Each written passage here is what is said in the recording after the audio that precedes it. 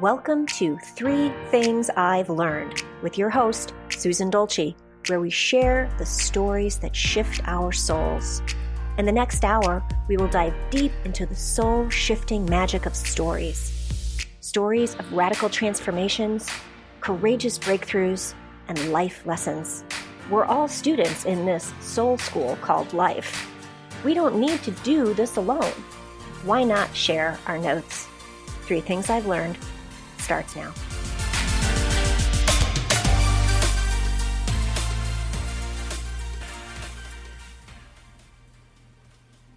Hey everybody, welcome to 3 Things I've Learned, where we share the stories that shift our souls. I'm Susan Dolce, and I am super grateful for everybody who is tuning in today. So, if you know me personally, if you've been to my house, you will know that I have every book that Glennon Doyle has ever written. Like, even when she was Glennon Doyle Melton, like, I've got every book. She's the queen of empowerment, in my opinion. And I pretty much like everything that she has to say. Like I said, I have every book. But I came across a quote of hers. I don't know if it's in a book, if it was off a video, but it's this. And it says, "Maybe anger is like compassion. It can point us directly to the place in the world where we were born to help heal." So, it's like if you're really fired up about something, there's a cause that you're really passionate about, that sort of compassion that arises in you is, it's anger and compassion. They kind of go hand in hand in that regard. Like, and you want to go and you want to fix that thing. But I'm going to ask you to think about that quote in a slightly different way, and that maybe it's also our anger that points to exactly like what we need to heal in our lives. I mean, anger sends us a powerful message. And I think so many of us have been taught to ignore it. It's not polite. We shouldn't show our anger. It's an emotion we really aren't taught how to deal with. So today I am talking with my friend, colleague, and spiritual life coach, Britta, about how anger is sort of like the cousin of fear, and how we can process our anger and our rage into living a more fearless life. Britta specializes in helping people identify and heal toxic generational cycles and traumas, paired with her intuitive gifts. And if you have tuned in before, Britta's been on the show and we talked about her intuitive gifts. She also assists her clients in taking back their power and breaking through self-sabotaging behaviors that hold them back from success. And most recently, she is the creator of the Fearless Life Formula. Welcome, Britta, to the show.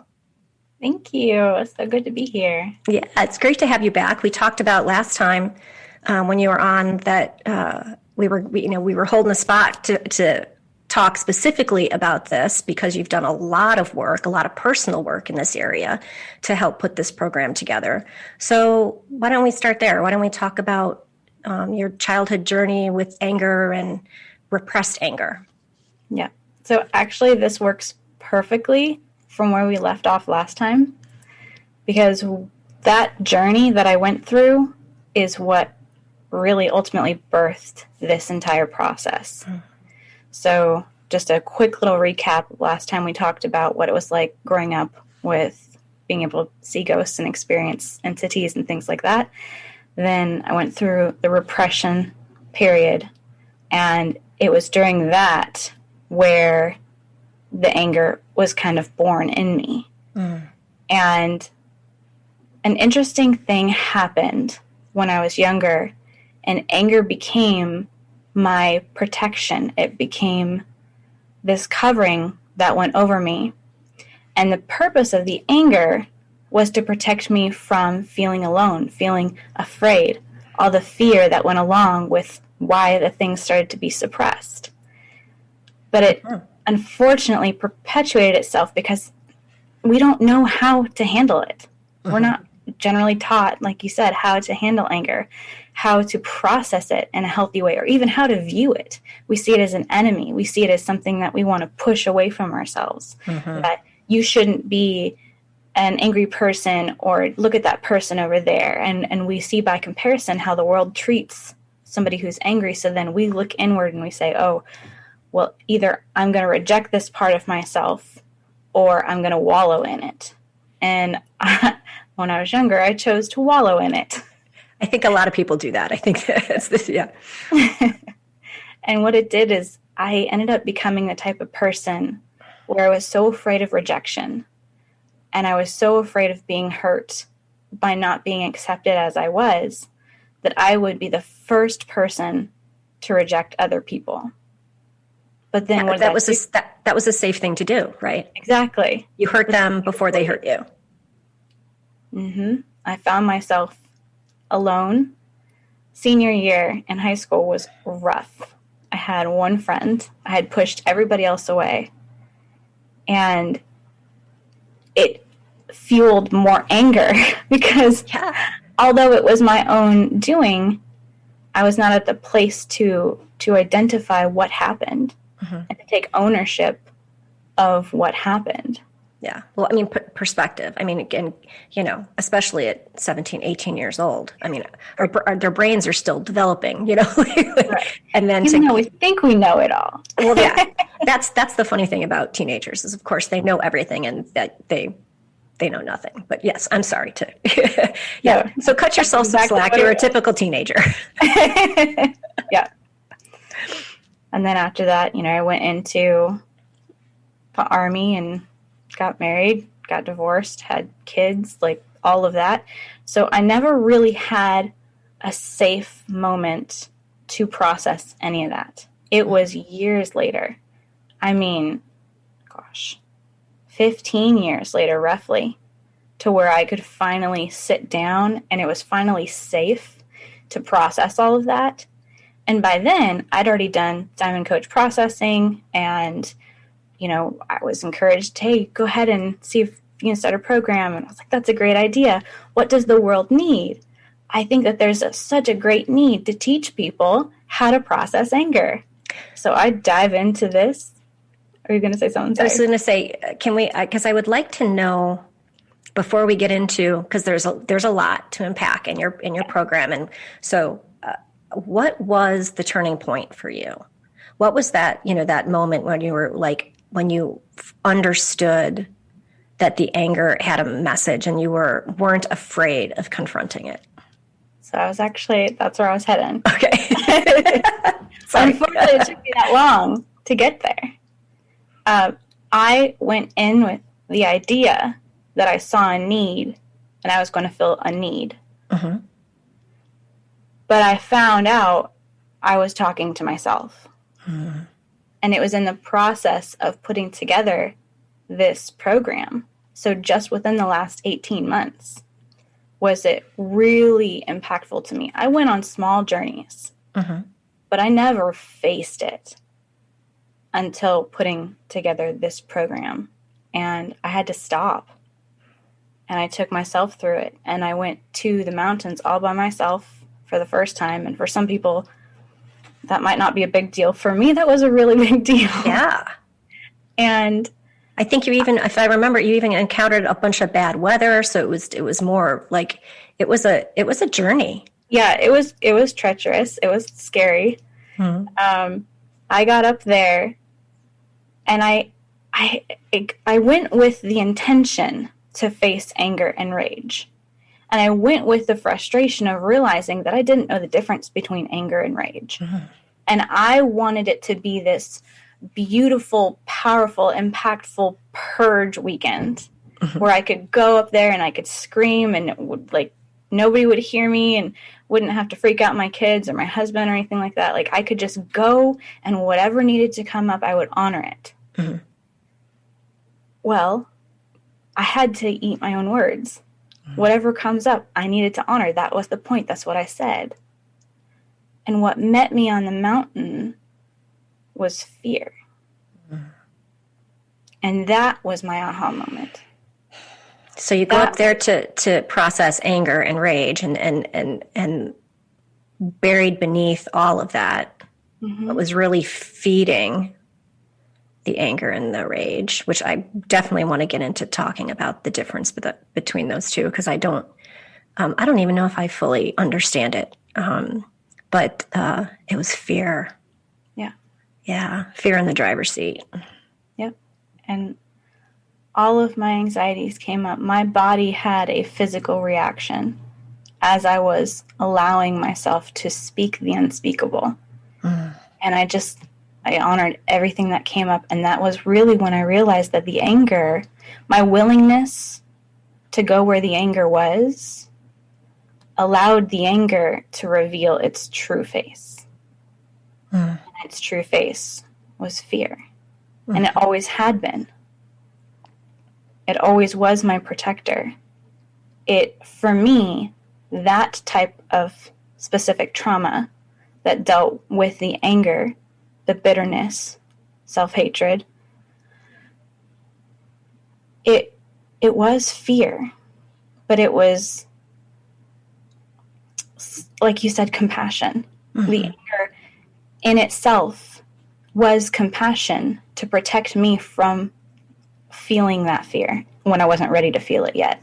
And I think that's the fascinating part about our egos, our psyches, is how the mechanisms we put in place to protect ourselves, especially when we're small children, and not knowing what they are or where they came from, we carry them into adulthood, and they've been our buddies. They've been with us all the time, but they've never had an opportunity to like sit and chat. They're just always in protective mode, right?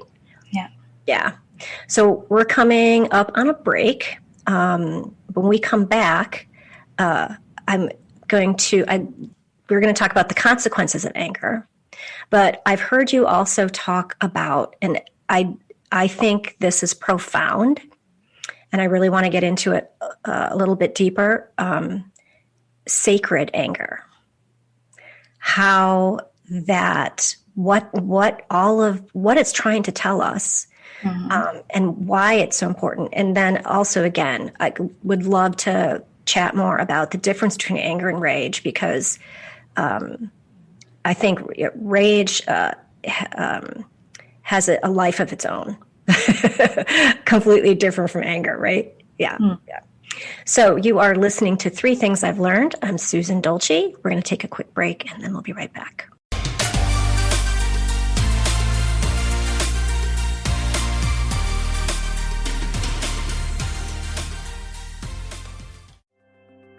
The Truth is Funny, Shift Happens, with monthly guest host Karen Benton. Tune in for powerful conversations about health and wellness. Karen brings unique insights rich with humor and science to her discussions with experts in medicine, movement, psychology, spirituality, and so much more. Don't miss Karen on The Truth is Funny every third Wednesday at 8 a.m. Pacific on TransformationTalkRadio.com. For more information about Karen, visit KarenBetton.com. Mind to Heart with me, Craig Richardson, carves a pathway from your mind to your heart to activate that innate compass to overcome whatever life sends your way. As an intuitive life coach, I am ready to guide you to an amazing life. Tune in live every second and fourth Friday at 9 a.m. Pacific on TransformationTalkRadio.com. For more information about me, visit CraigERichardson.com. Listen up. The wealth you receive is a result of your personal relationship with the soul of money, meaning your spiritual well-being affects your ability to create abundance. Jennifer Bloom works with people to mend the spiritual disconnects that block up the cash flow. How's your relationship with yourself? Are you in balance with the divine? I know, these are big questions, but there are answers. Take Jennifer's free money relationship quiz to learn where you need to focus your energy and watch yourself grow into the abundance you deserve. Trust the divine. Learn to receive. You are worthy of all the wealth you seek. Visit JenniferBloom.com and click on the purple banner to take the free money relationship quiz. That's Jennifer Bloom, BLOOME.com. Has your kindness been used against you? Are you ready to clear the confusion and reconnect with your power? Then it's time to become toxic person proof. Join toxic relationship specialist Sarah K. Ramsey as she gives you the secrets to rebuilding and rebranding your life after a toxic person encounter. It's time to get past the past, get real about the present, and get serious about your future. For more information, visit sarahkramsey.com.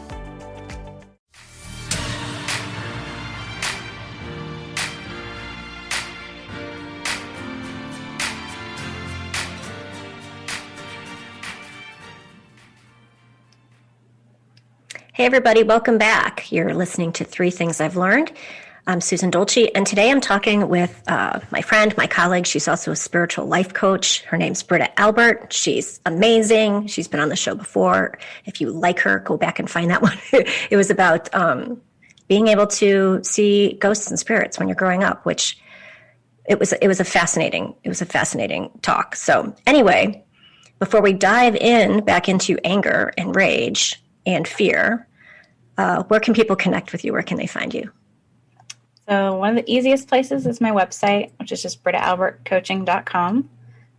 They can find me on Facebook at Albert Coaching, Instagram at Britta Albert LC, and at YouTube, just type in Britta Albert, and I'm the first one to pop up. Yeah, and I actually made a note, but I talked about it the last time you were on. She's got an awesome YouTube channel, guys. Like, she has so many videos on so many different topics. So like, if you want to just go down the rabbit hole with Britta Albert, like if you got all sorts of time, totally engaging, wonderful videos. So also check that out. So before we went to the break, we were talking about how when you went up to the mountains to, explore anger and rage, you found out about fear instead. Yes. Yeah.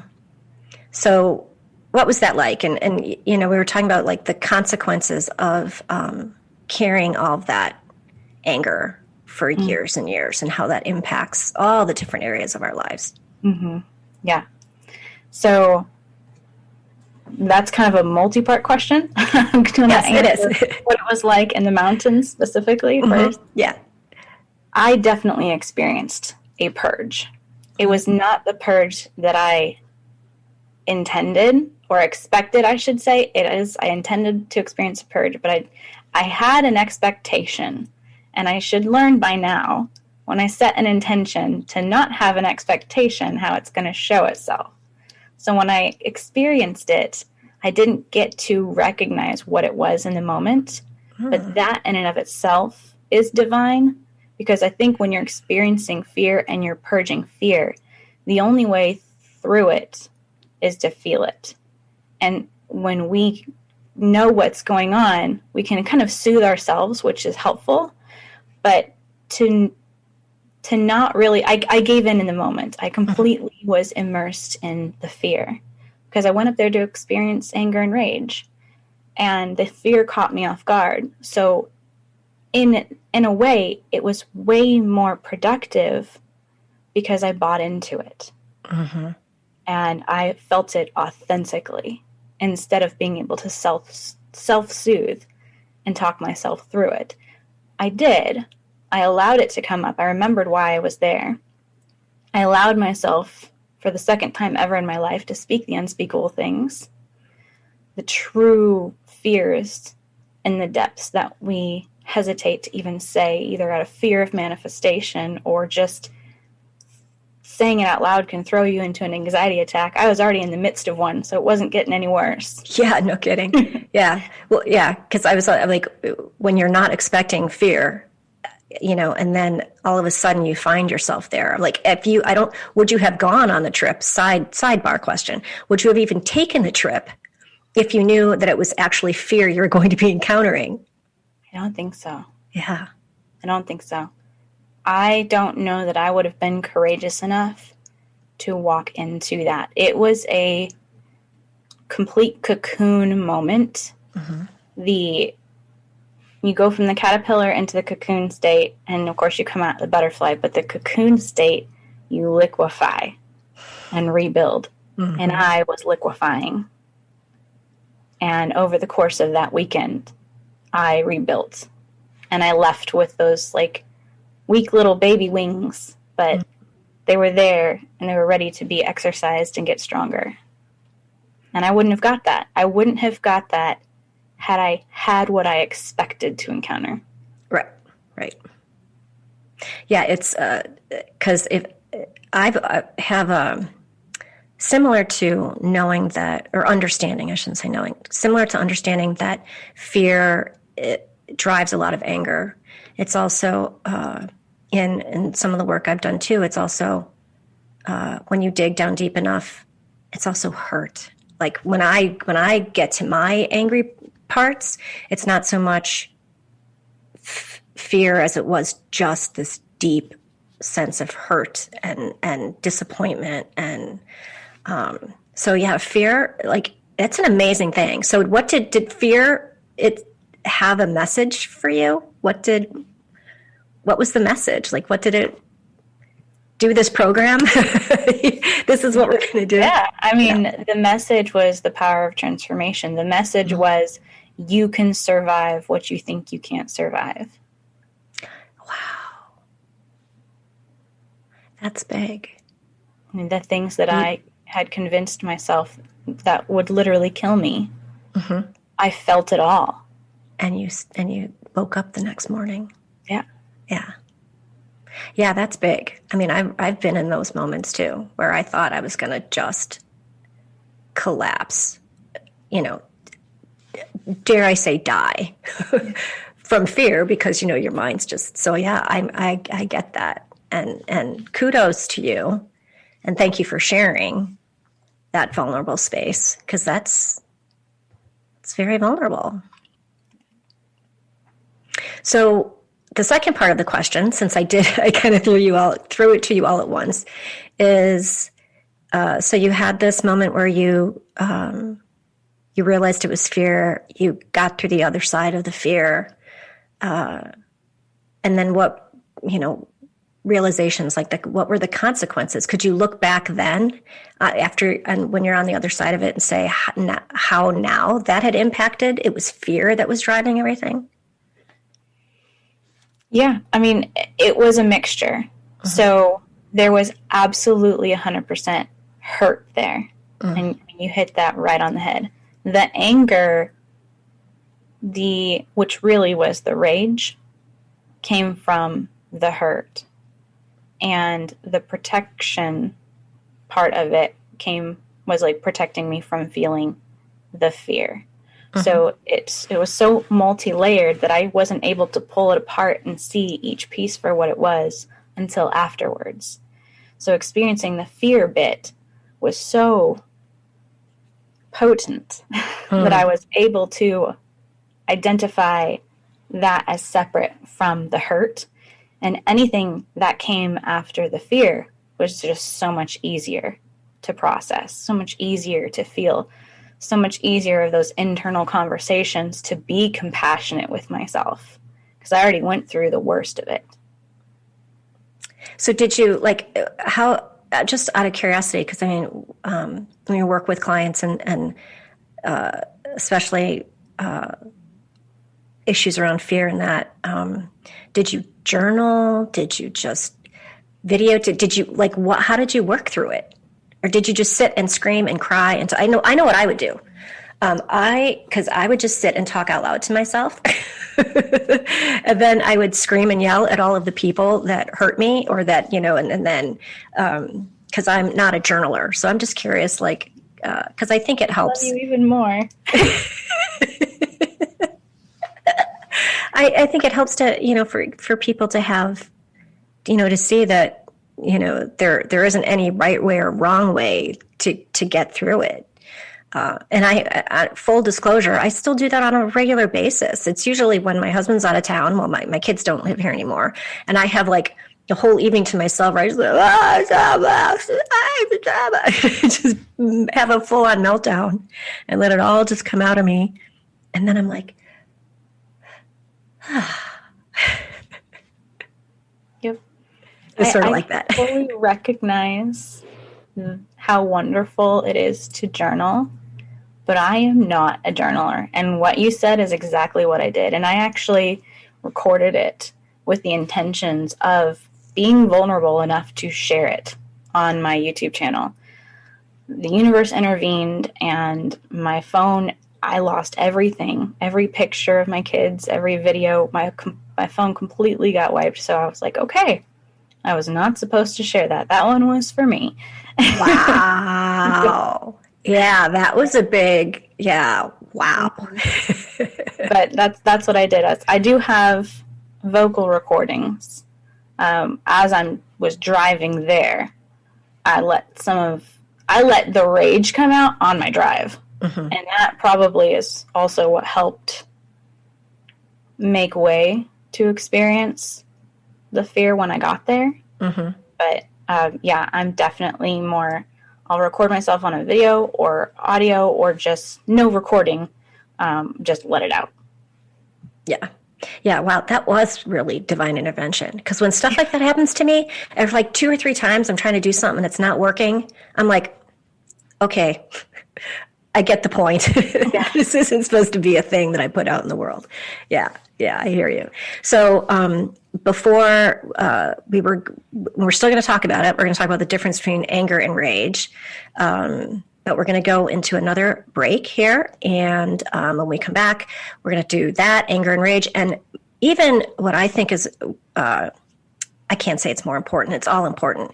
But Britta has not a theory, because I believe it's a thing, but how there's a spectrum of emotion within that whole anger and rage. Yeah.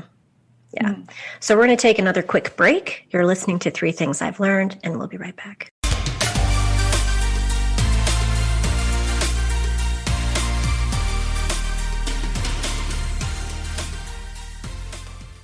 Can't get enough of I Have Soul Radio? Join Psychic Medium Jamie every Thursday at 5 p.m. Pacific, 8 p.m. Eastern on Transformation Talk Radio. Take a deeper look at the raw side of spirit. Nothing is off limits. Connect with lost loved ones and explore these vulnerable subjects with the compassionate guidance of Psychic Medium Jamie. You are not alone. I Have Soul, Thursdays at 5 p.m. Pacific, only on TransformationTalkRadio.com. The Dr. Pat Show. The Dr. Pat Show. The Dr. Pat Show. This is it. The energy of heart to heart, mind to mind, love to love. These are the questions that people have and rarely state. When we have an internal transformation and we see things differently, what does it mean to step into the full nature of being a spiritual being? How am I to be? This is it. Every day, you have to do something outrageously positive. It is so absolutely relevant because what I've seen in humanity, despite what's in the headlines, I'm so struck by the heroes that have come forward. I'm just absolutely in awe. The idea generators and superheroes. All of you, you are the best listening audience in the world, and we are bringing it in 2021. Healing has a ripple effect. One person's healing affects everyone around them. This is where the power of sharing our stories can be so important. Tune in to Playing on the Edge Radio with Megan Edge each month on Transformation Talk Radio, as Megan provides you with ways of sustaining radical and powerful changes in your life. Enact the power of radical change. To find out more about Megan Edge, visit her website at meganedge.ca. Tune into 3 Things I've Learned with Susan Dolce every first and third Tuesday of the month at noon Pacific, 3 o'clock Eastern on Transformation Talk Radio. Join Susan and her guests as they share the stories that shift our souls about radical transformations, courageous breakthroughs, and life lessons. 3 Things I've Learned with Susan Dolce. For more information, go to transformationtalkradio.com or visit Susan's website at susandolce.com. You're driven, and it totally shows. Your career is taking off, you're killing it in the mom game. But did your health needs make it on the plate this week? Tune in to the Boss Up Babe radio show, where Carissa Adkins helps babes show up, boss up, and thrive. Every second and fourth Tuesday at 12:30 p.m. Pacific on TransformationTalkRadio.com. Become the boss babe you were meant to be. To sign up for one of Carissa's group coaching programs, visit 365dailyhustle.com.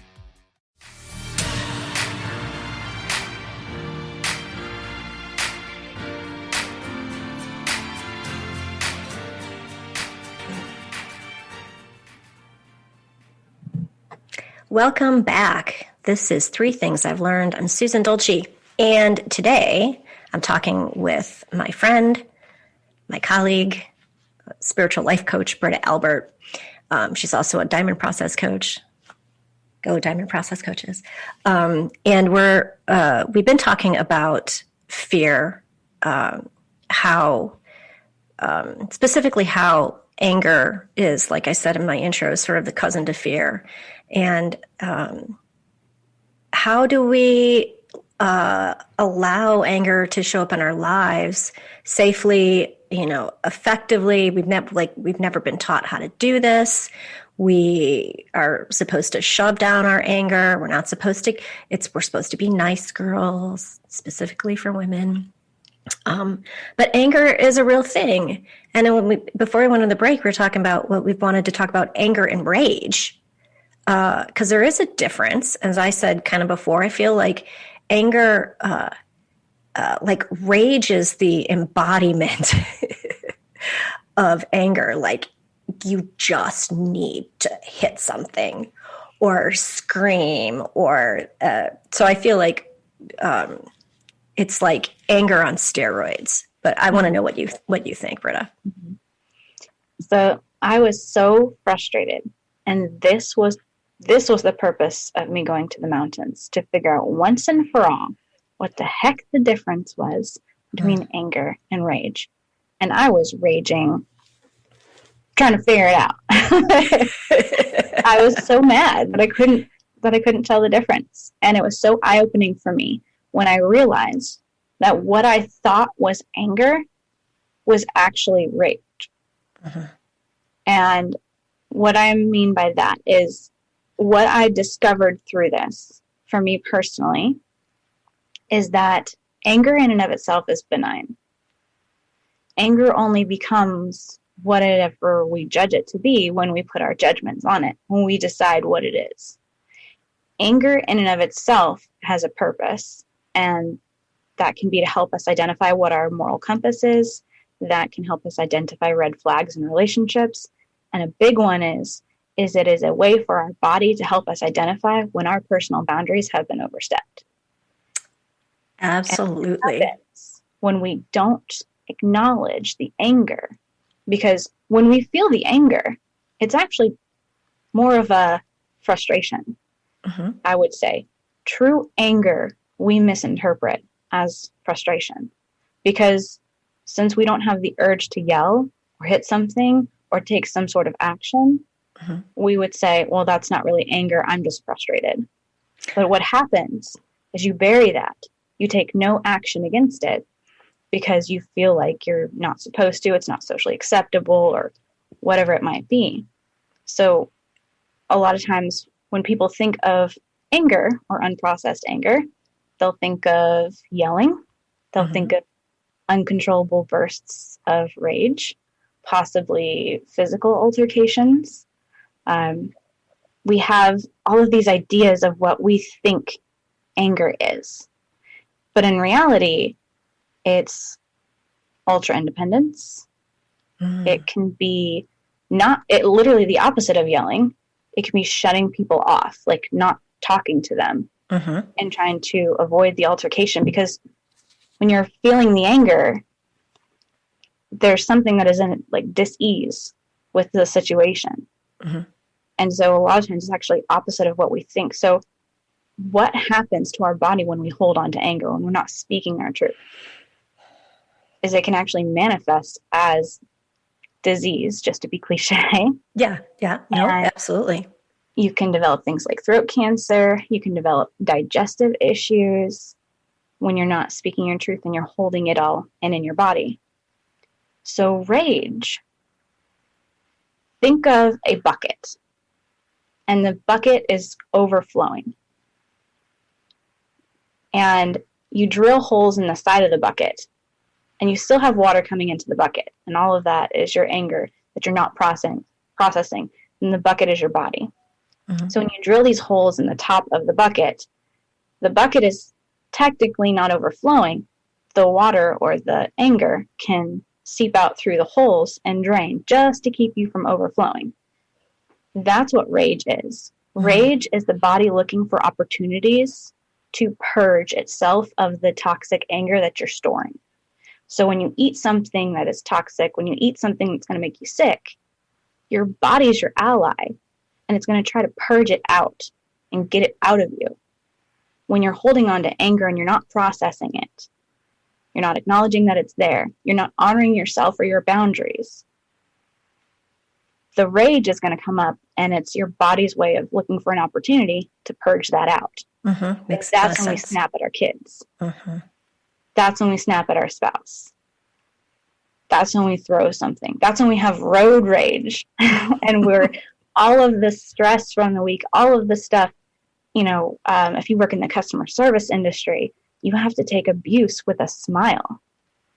You're just stuffing that in because it's not safe to feel it in the moment. It's not safe to process it. And we're not processing it later. We get home and we just want to, put our feet up and turn on the TV and eat some dinner and go to bed and not think about it. Mm-hmm. So where is it going? It's staying in our body. It's got to find a way out. And rage looks so ugly, and we have so much disdain for it and so much stigma. But really, it's your body trying to help you. It's trying to purge it out.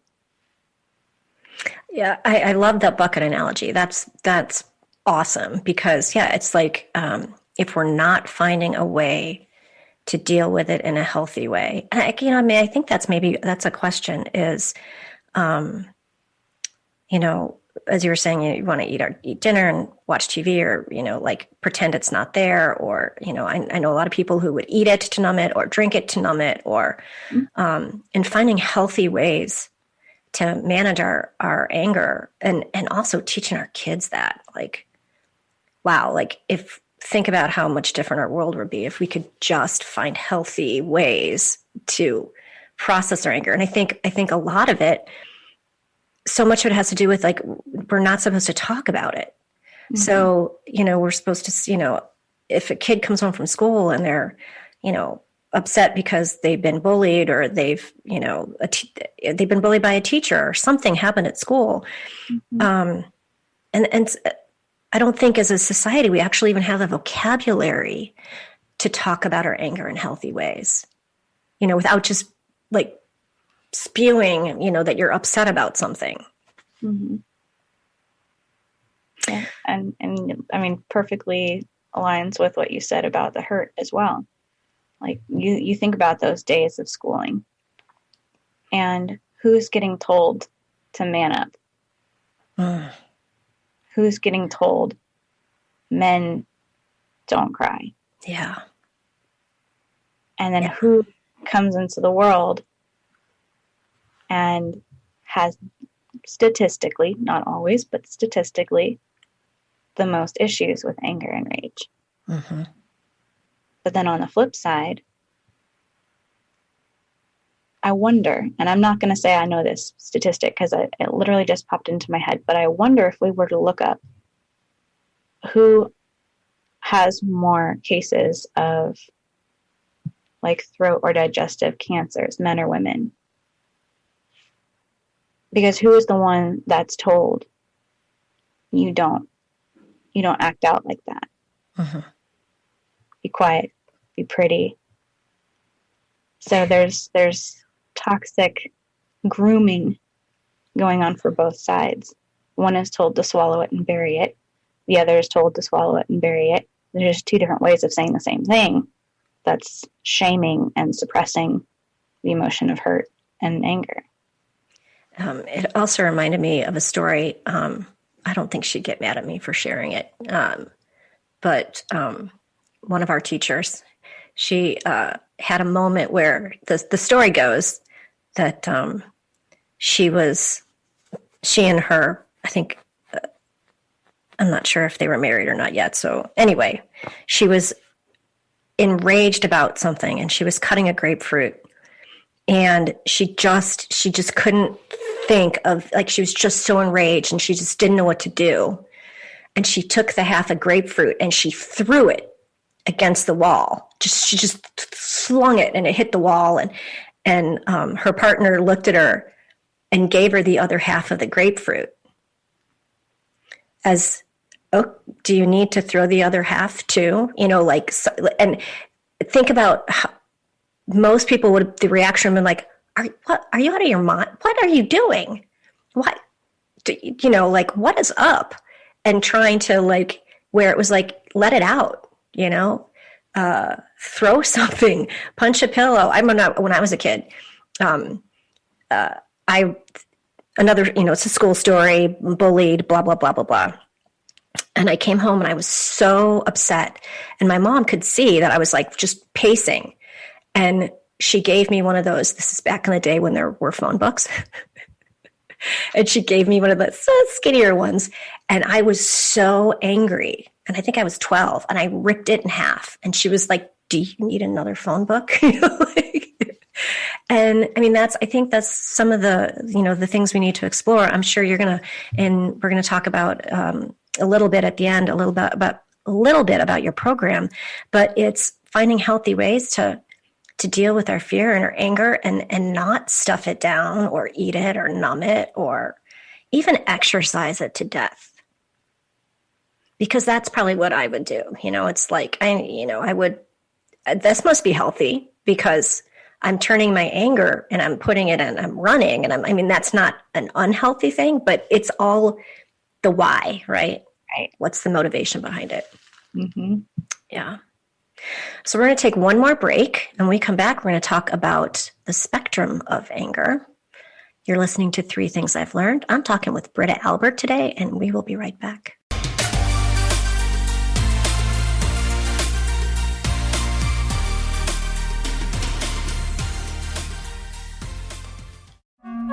Hi, everyone. I'm the host of Nothing But Now, Mindful Living with Dr. Mary Angela McGuire on Transformation Talk Radio. I share ideas, insights, and tools you can use to release yourself from fearful and negative thinking and live from a place of clarity and confidence. Please join me in each show where we challenge ourselves to change together. Please go to my website, McGuireLifeCoach.com. That's McGuireLifeCoach.com. See you next time. Grace your space with flair. Dragon art to soothe your soul by Colette Marie Steffen is available now. Colette invested an average of 6 months on each painting. Her piece titled Courage took 3 years to complete. The paintings are printed with the latest technology to best capture the true essence of the paintings. Browse the 64 dragons and dragonflies and order your paintings today at talesfromthevector.com. Did you know that when we talk about the Earth's ecosystems, the most important ecosystem has been left out? We created the ecosystem approach to recapture human potential. Find us at theecosystemapproach.org. Join us every Monday at 1 p.m. Pacific Time and 4 p.m. Eastern Time for the Ecosystem Approach Show with Jason and Patricia on TransformationTalkRadio.com. Hi, I'm Trish Laub from A Cup of Comfort, where we talk about Care Hero topics that nobody wants to talk about. Here's your Care Hero tip of the day. As a child, I took dance lessons. I would twirl through the grocery store, leap from aisle to aisle, and dance anywhere I could. One day, while giving my parents their medications, I realized that dance was my medicine. And when I took my medicine, I was more patient and focused, and my emotional and spiritual tank was filled with more of everything I needed to be a better caregiver and daughter to my parents. I realized that self-care was not selfish, but rather self-love, and that it was essential to my ability to be resilient and to recharge and thrive instead of merely survive. So now when I need to recharge, I turn up the volume and dance it off. What's your medicine? Tune into my show to learn more. See you the 2nd and 4th Tuesday at 12 Pacific, 3 Eastern, here on Transformation Talk Radio. Feel free to reach out to me at info@trishlaub.com.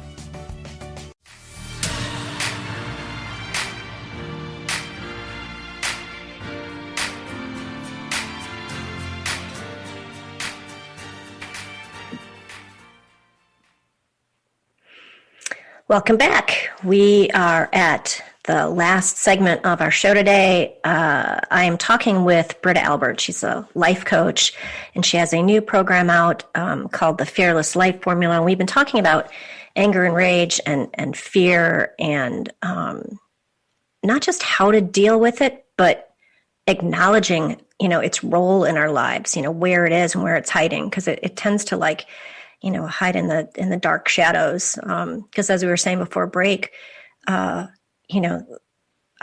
children, not only are they not taught how to manage it. I mean, there's the whole, for, boys, you're not supposed to cry. You're not supposed to hit, which of course we don't want anybody. We don't want anybody hitting anybody, but finding ways to deal with their anger and even just the vocabulary of it. And I was saying how that one time my mom gave me a phone book to rip up. And I remember when I ripped it up, I was like, did I just do that? Like, I had no idea I was strong enough to rip a phone book, but that's how angry I was. So let's talk about, I know in the very beginning of the show, I talked about sacred anger, which was a term I'd never really heard. The first time I heard it, you brought it up, and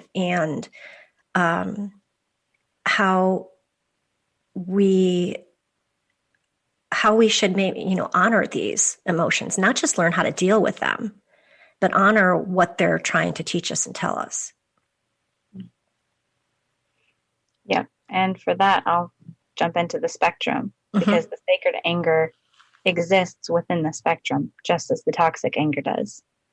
And if you think about a ruler and you think about the middle being at 0, and then you have -1, -2, -3, you have 1, 2, 3 on the other side. And so the positive is, just for simplicity's sake, we'll say where the sacred anger lives, and the negative is where the toxic anger lives. Well, we don't really need to talk about the toxic side of the spectrum. We're all very familiar with the toxic side of the spectrum. That's, again, where you hold it into your body. You get sick. You have all these things happen. If you don't purge it out, it results in rage if it needs to purge itself. That's the negative side of anger. We're very familiar with it. We hate it.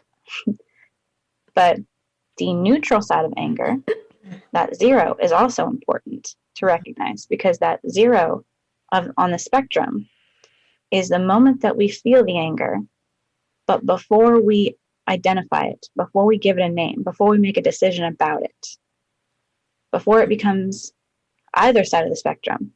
Before we judge it. Yeah. Because when you said that, that was, to me, that was, I don't mean to interrupt you, but when you said anger doesn't mean anything until we put a judgment on it. Oh, you said it was benign until we put a judgment on it. And that's profound. Yeah. That's when it's at that 0 on the spectrum. And then the positive side is, again, where that sacred anger exists. And I have to reiterate this. The positive and negative is just for simplicity.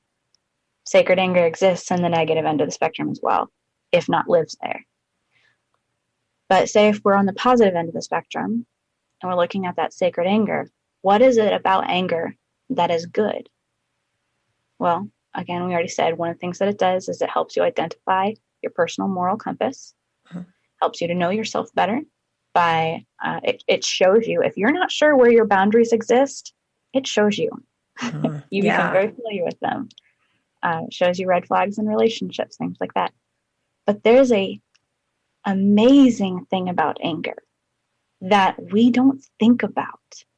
And to me, it is one of the most beautiful, and other people can argue about sacred anger, but to me, this is my diamond part of it, is the fact that it is a propelling force.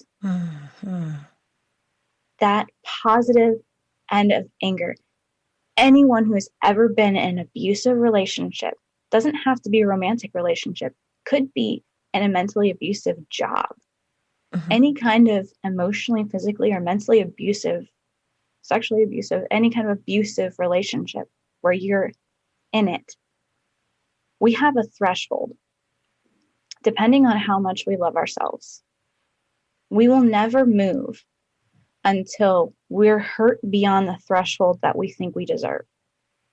But once somebody has overstepped that threshold, it gives us the courage to leave.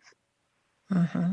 But 9 times out of 10, if not 10 times out of 10, when you're leaving that kind of a situation, it's not courage that you find. It's anger that becomes your courage. Because on that emotional scale, anger is going to be an easier step up from fear, versus courage is going to be up here. To go from fear to courage is kind of a quantum leap. Mm-hmm. Very difficult when you're in the midst of terror or fear to jump into a place of courage. But you can step into anger. And that's much easier. That's much more realistic. And that anger is going to push you forward. It's going to push you out of that situation. Or if you've set a goal and you didn't achieve that goal, you can use that anger to propel you forward, to learn from your mistakes, to do it better next time, to see things as an opportunity. You just don't want to live there. Mm-hmm. So it's so, again, compassionate. Mm-hmm. It's such a beautiful gift when you're at that place of fear. Again, it can be done. People can make that quantum leap and go straight into courage. But most of us, we need a stepping stone. And anger is like, I'm right here. Mm-hmm. Yeah. Grab hold. I'll push you. Yeah, and that it also, like I said in the opening quote, it's not just in our personal lives. It will drive us to help other people where they need to heal, Mm-hmm. which is what you're doing, which is what your new program is about. Yep. The Fearless Life Formula. So let's chat about that before we run out of time. Okay.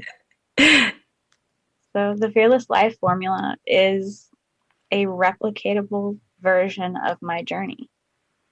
And I take people through the steps. But one of the biggest things when it comes to the Fearless Life Formula is honesty. And you have to be honest with yourself about what your triggers are. You have to be honest with yourself to acknowledge, like, what happened to me in the mountains, to speak the unspeakable. I had to be honest with myself about what was there. Mm-hmm. I would love to say that I wasn't afraid of some of the stuff that I was afraid of. And to you or to other people listening, the things may not have seemed that big of a deal, but to me they were. So being honest with myself is also being compassionate and taking away the shame. And honesty takes so much courage. Yeah. That's the leap. I'm no doubt that this program's going to heal a lot of people. I know you don't have a whole lot of spots left, this launch of this program. So if people are interested in getting into this program, where do they find you again, and how can they get more information on that? So the easiest way would be to go to my website, brittaalbertcoaching.com. There is a specific tab on it for programs. They can reserve a spot there.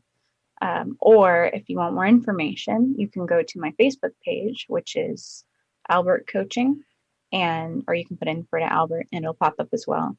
On Thursday at 6:30, this Thursday, I believe that's the 18th, at 6:30 Eastern Standard Time, I'm going to go live and go more in depth about this so people can learn more about the program and how to get in. But it is a beta version starting out, so I already have a few people who've signed up, so there's only 16 spots left. Well, that's also, I think that's one of the things that's going to make the program so spectacular. It's a safe container. I think when people are processing these sorts of emotions, it needs to be a small, safe container that so they can be honest and confront all of the darker parts. Yeah. Thank you, Britta. I love having you on the show. This is always great. So yes, BrittaAlbertCoaching.com. Also, again, her YouTube channel. It's Britta. Is it Britta Albert? Britta Albert, yeah. Yeah. We all have a story to tell. We can live in the story or we can transform the story. It's your choice. But if you change your story, you can change our world. Thanks for listening, everyone, and I'll see you next time.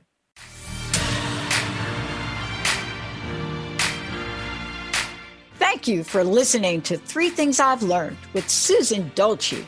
Tune in every first and third Tuesday at 12 p.m. Pacific, 3 p.m. Eastern on TransformationTalkRadio.com for more inspiring stories of radical transformations, courageous breakthroughs, and life lessons.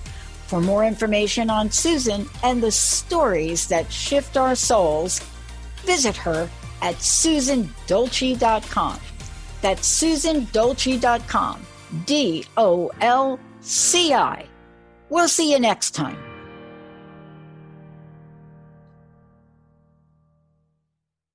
Views expressed on this program are those of the host, guests, and callers, and do not necessarily reflect the views of the station, its management, or advertisers. You're listening to Transformation Talk Radio.